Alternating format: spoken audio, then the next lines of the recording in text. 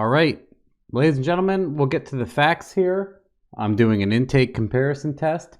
So these were hits on the stock Trailblazer SS intake with the 2008 4.8 with the stock Trailblazer SS NNBS intake with the Snake Eater 92mm drive-by-wire throttle body. That has always been the same. What is different from before and now is this had stock 799 heads and it was on stock ECU. Now it is on Terminator and it has Snake Eater 60 pounders, which I'm doing some testing on, which was really neat to see. The usage was about 45% of the injector. So I would like to, Holley agreed to do an intake swap test. I have an Atomic MSD Atomic Air Force intake, which I just unboxed, and I'm going to show that.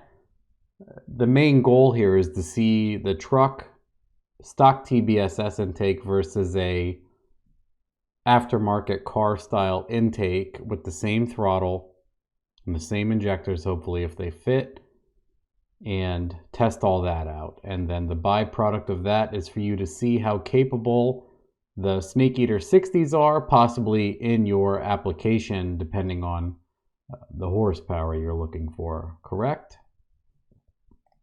Let me do a big noisy swallow. And this is my G, and this was today. All motor 326. Yeah, so I messed with ignition once or twice, and I netted a little bit of mid-range gain by putting 2 degrees in it, but not enough. So what we got here was roughly very similar. I pushed it to 350 wheel. See, this is a spike. That's not here. That's not representative. Here we go. This is beautiful. I made roughly 330 before. I made a little bit more mid-range because the 799 head, they're pretty much exactly the same peak. So what we're going to look at is not the old hits at all. What's neat to know is this motor is still completely healthy and makes what it made, even with a smaller cylinder head.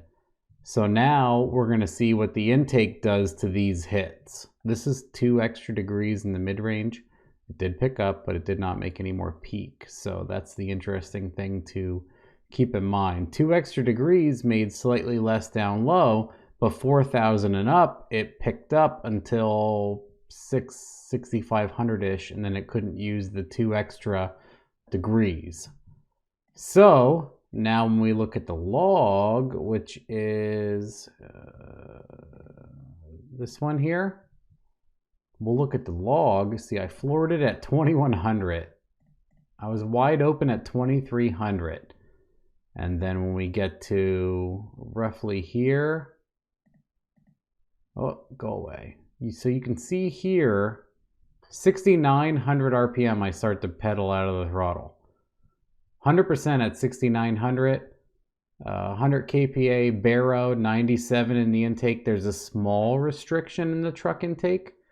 I'm right on a 12.7 air fuel, which is what made peak power. 70% alcohol, 52% of the injector, 26 degrees, 61 pounds of oil, which is, people always laugh at how low that is. I believe fuel pressure, yeah, fuel pressure is right at 60 PSI, which is, I set it to exactly stock 60 pounds.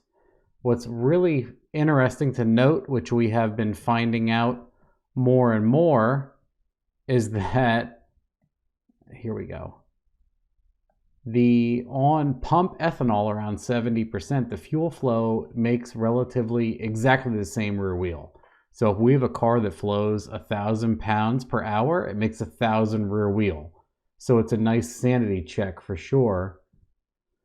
So all of that said, the pounds per hour matches the rear wheel horsepower. It's neat to show you guys that the Snake Eater 60 pounders will do about half the duty cycle at 330 rear wheel on E85 pump, giving you a good indication of how capable they are on a bolt-on car and not too large to tune with a stock computer, as some people have difficulties with, and we'll get back to how much better this intake does with these results.